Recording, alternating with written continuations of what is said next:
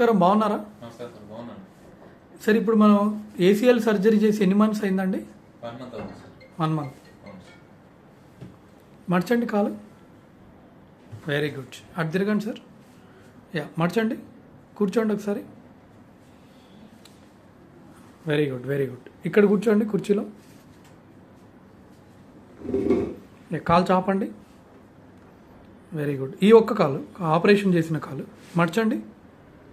ఇంకా ఇంకా ఇంకా వెరీ గుడ్.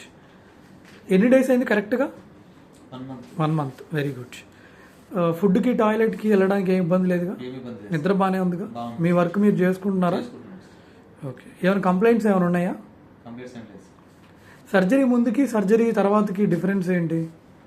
అంటే వాకింగ్ బాగుంది, ఓకే కాలు ముడవడం బాగుంది, ఓకే అంటే నడవడానికి అన్నిటి బాగుంది సార్.